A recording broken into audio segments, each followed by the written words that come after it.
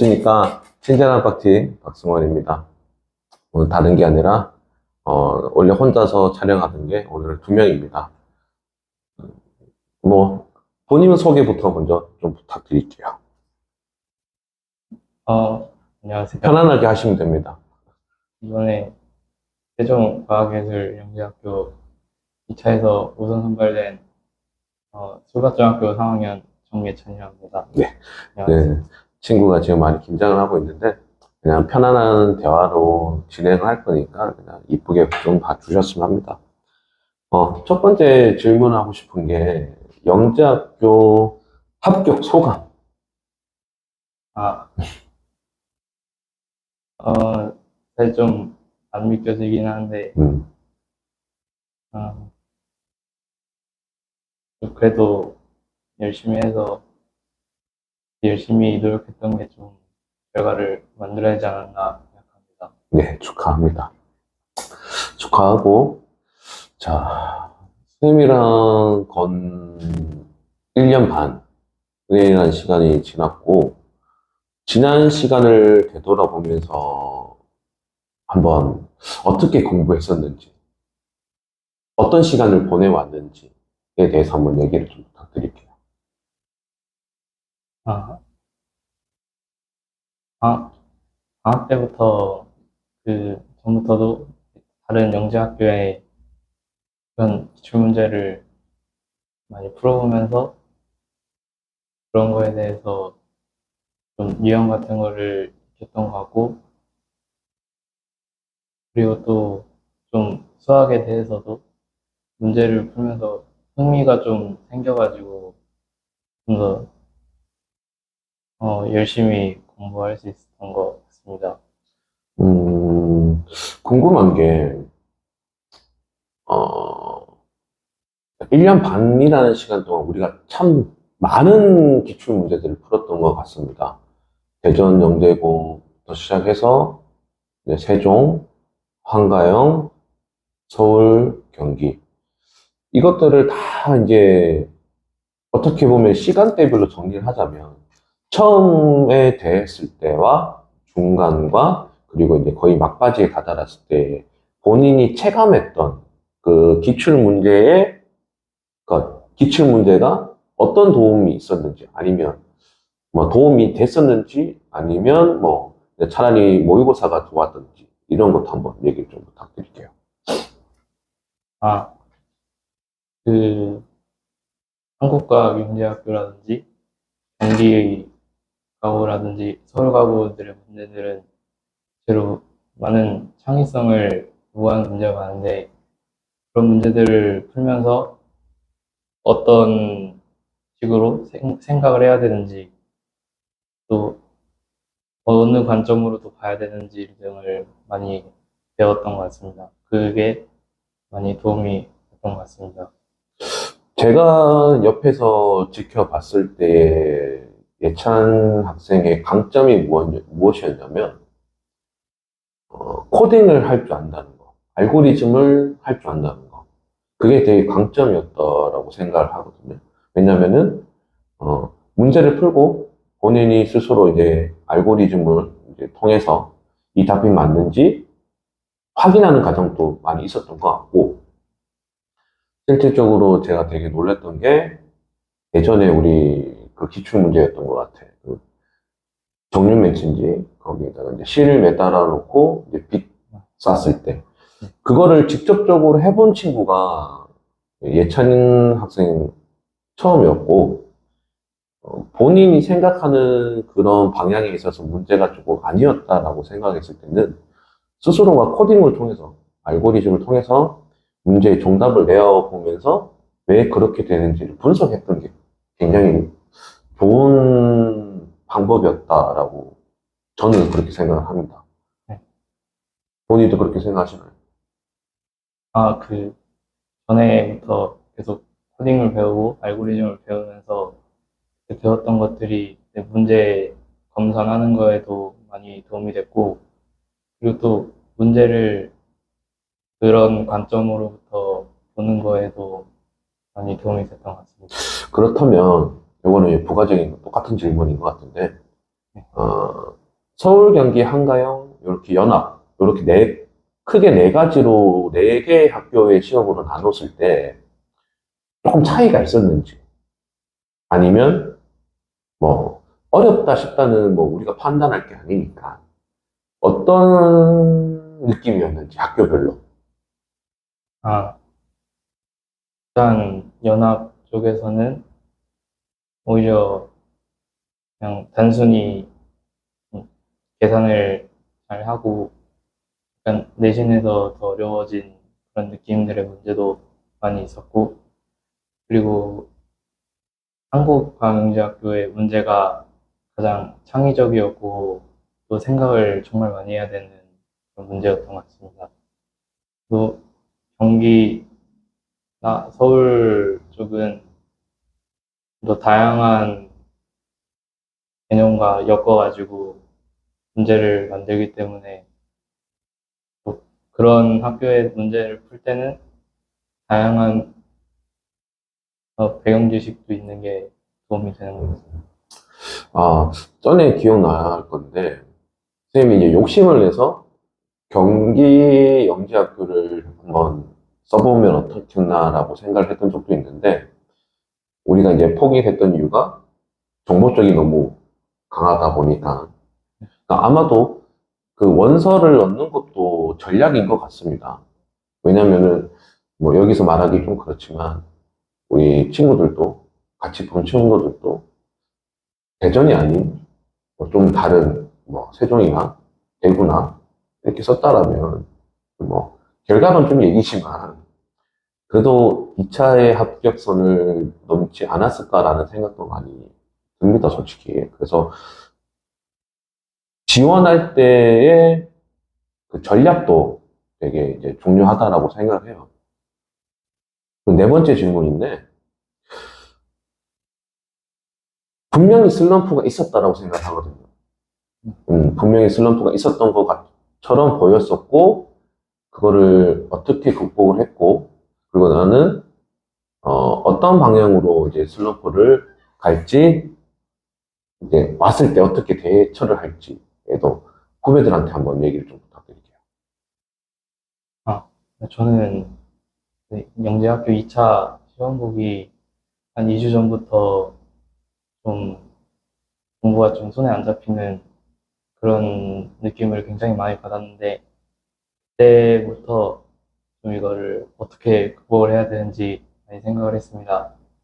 근데 거기서 좀 재밌는 거를 하면은 그래도 다시 잡힐 것 같아서 원래 좀 흥미가 있었던 그런 알고리즘 쪽도 한번 손도 대보고, 그리고 좀 과학보다는 수학을 많이 하면서 다시 페이스를 돌아오기 위해서 많이 노력을 했던 것 같습니다.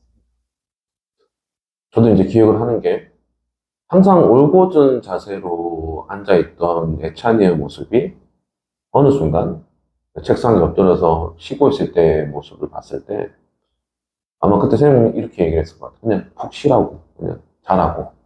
그러니까 한계치에 다다랐을 때는 무언가를 더 하는 것도 참 좋겠지만 가끔은 쉬는 것도 중요하다라고 저는 생각을 하거든요. 그래서 우리 예찬 학생한테도 그냥 쉬어라. 아무것도 하지 말고 그리고 다시 페이스를 올릴 수 있을 때까지 좀 쉬는 것도 나쁘지 않다라고 얘기를 했던 것 같습니다.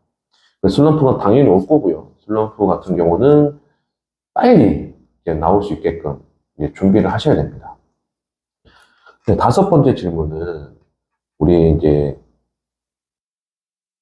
2학년, 뭐 1학년, 이제 영재학교를 준비하는 후배들한테 팁을 준다면, 뭐 우리가 뭐 그 정도의 모습은 아니겠지만, 우리 예찬 학생이 생각하는 공부를 이런 방향으로 좀 접했으면 좋겠다라고 한번 말씀을 좀 부탁드릴게요. 아, 일단 기본적으로 학교들의 그런 교육 과정이나 이런 모습들을 좀 찾아보면서 맞는 학교를 먼저 정하는 게 제일 중요할 것 같고요. 그렇죠. 픽이죠. 예. 지원을, 전략을 짜는 거죠, 일단. 그리고 거기에 입학하기 위해서 일단 먼저 자기소개서도 어떻게 작성을 해야 될지 이 좀 나를 잘 배워줄 수 있는 그런 활동들이 무엇이 있을지 한번 찾아보는 것이 되게 중요할 것 같습니다.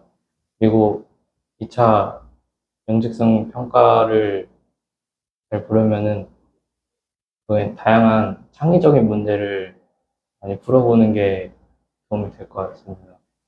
다양한 유형의 문제를 접해보고 또 과학 같은 것도 어떤 그냥 개념의 설명 그런 것만 외우는 게 아니고 어떻게까지 응용할 수 있고 이 상황에서는 또 어떤 개념들이 쓰이고 이런 거를 좀 많이 생각해 보는 게 중요할 것 같습니다. 저 이제 창의성 문제 같은 경우는, 저는 그렇게 생각합니다. 기본 바탕이 되어 있지 않아 있는 상황에서는 창의성도 발휘가 되질 않아요. 그래서, 저는 항상 강조를 하는 게,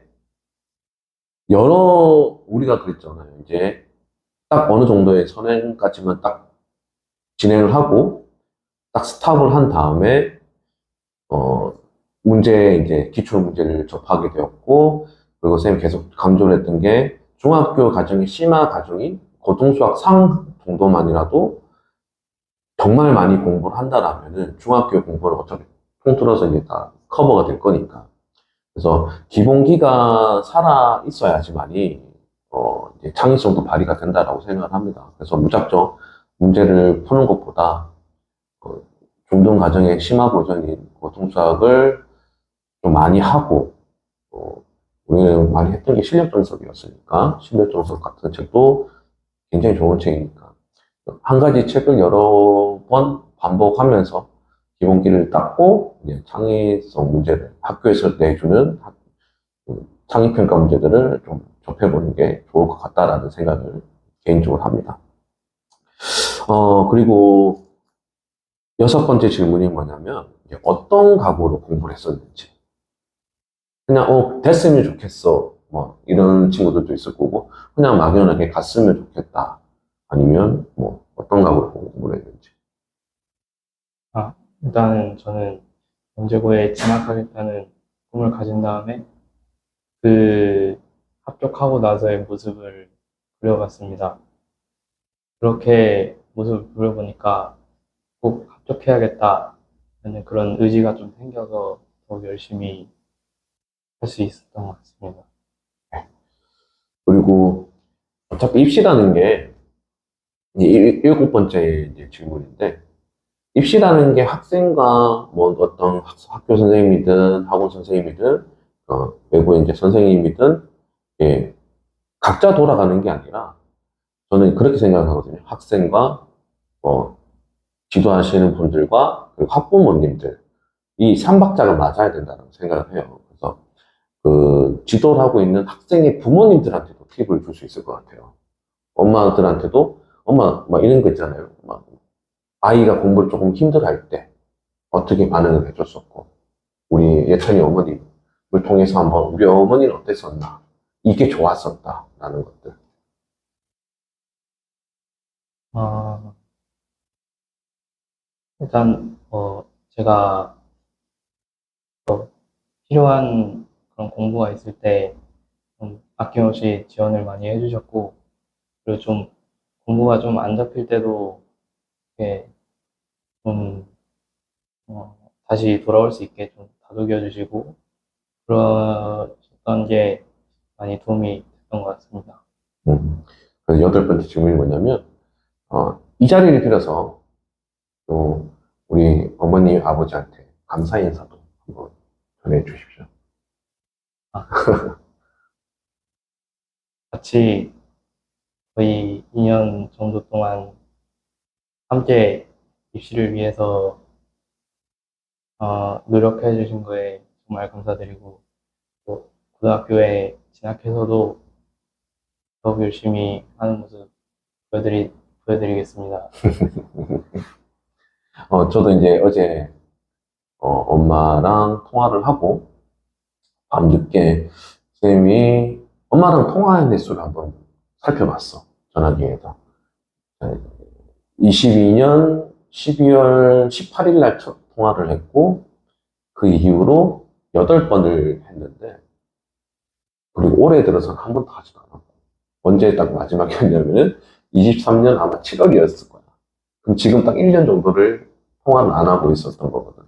그게 뭐냐, 이게 통화를 안 했다라기보다, 어머님이 되게 많이 잘 믿어주셨고, 그러니까 항상 어머니께서 하셨던 말씀은, 저는 선생님을 믿고 있습니다. 라는 말씀을 주셨기 때문에, 선생님은 이제 꼭 붙을 거다라는 말도 참 안 하지만, 지금 이 자리를 빌어서 얘기를 하는 거지만, 어머님도 참 많이 믿어주셨고, 아마 내가 여기에서 첫 번째로 장담을 했던 어머니인 것 같아. 그러니까 작년 22년 12월에 만났을 때 우리는 아무것도 모르는 사이였잖아. 그치? 근데 내가 당신을 잘 될 거라고 장담을 했던 게 뭐냐면, 잘 안 하는 성격인 거 아시잖아요. 그죠? 장담을 했던 이유가 뭐냐면, 앉아있는 모습, 태도가, 그리고 눈빛이 굉장히 멋있었고, 굉장히, 그냥 그때 굉장히 내리에 남았었어. 그래서 어머님께 전화 통화를 하면서, 어머님, 아들 정말 잘 키우셨다. 정말 잘 키우셨고, 한번 믿어봐 달라. 정말 잘 할 수 있을 거다. 예, 하게 할 거다라고 처음으로 얘기를 했던 친구인 것 같아. 그때가 언제냐면은, 그때도 그 장인어른께서 이제 약주 한 잔 마시고 싶다라고 해서 그때 막 장모님 댁에서 밤늦게 이제 소주 한 잔을 먹고 있는데 어머님이랑 통화를 해서 그때 아마 술김에 좀 자신감이 있었던 것 같았어요. 아, 예찬이 될 겁니다. 라고 정말 약간 그 술김에 힘을 얻어서 좀 더 강하게 얘 될 겁니다. 어머니 지켜봐 주십시오. 라고 자신 있게 얘기했던 것 같아요. 그래서 잘 돼서 너무나 고맙고, 버텨줘서 고맙고, 잘 이겨내줘서 고맙고. 아무튼 그렇습니다. 네.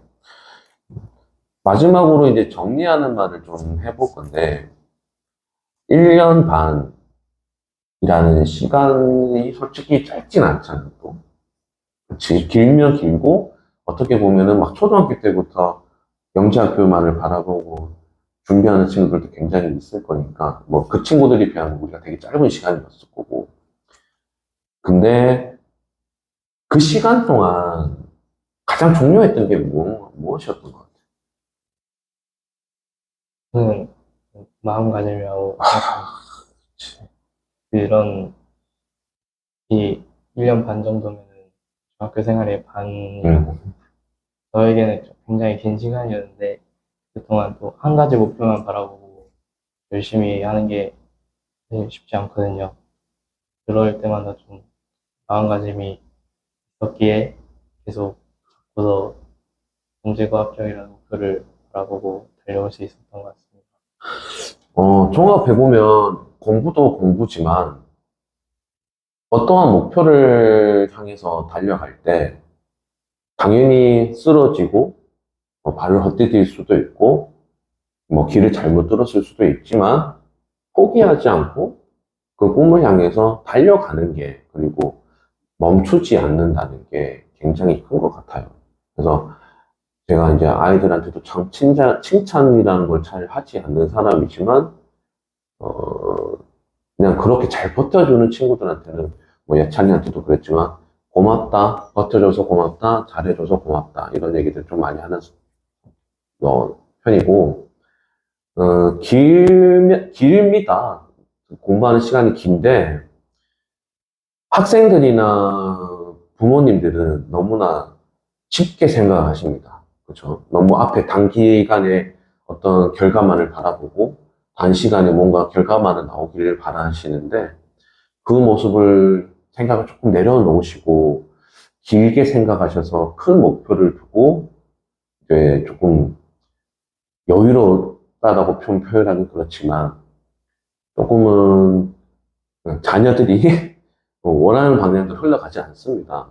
그래서 조금은 아이들에게 바라는 모습들을 조금 내려놓으시고 그 긴 레이스에 대해서 달려갈 체력들도 좀 만들어 주셔야 되고 해야 될 것들이 굉장히 많아요. 공부만 열심히 해서 되는 것도 아닙니다. 보니까 그래서 조금 종합해 보자면 공부를 함에 있어서의 목표 의식과 모습이 태도가 결과를 만들어내는 거지 않을까라는 생각을 조심스럽게 표현을 해봅니다.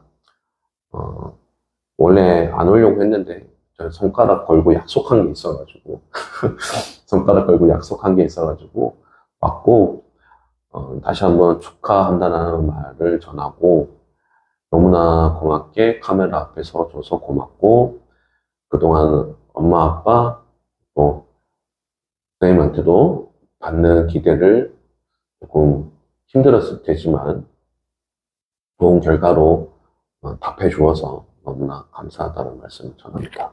네. 다음번에 또 이제 좋은 시간이 될 수 있는 시간이 있다라면 더 좋은 시간으로 다시 돌아오도록 하겠습니다. 그리고 우리 예찬이 학생 고등학교뿐만 아니라 대학교 그리고 사회에 나가는 그 시간까지 본인이 원하는 목표를 향해서 승승장구할 수 있도록 응원을 할 거고요. 또 저랑 또 약속한 게 또 있어요. 고등학교를 가더라도 영재학교 시험 조교를 해주겠다라는 약속을 했었던 적이 있기 때문에 뭐 해줄지 안 해줄지는 뭐 연락을 끊으면 끝이기 때문에 이제 영상으로 박제를 해놔요. 아무튼 이 학생이 사회에 나가고 가정을 이끌고 가장이 되는 그 순간까지 몸 발치해서 이제 떠나고 나면 몸 발치해서 응원을 할 겁니다. 응원을 할 거고 꼭 사회에 그 자기소개서처럼 사회에 이바지할 수 있는 인재로 자라나서 성장을 해서 멋진 사회의 구성원으로 성장을 했으면 좋겠습니다. 감사합니다. 예, 다 같이 인사하고 마무리합시다. 감사합니다. 예. 고마워.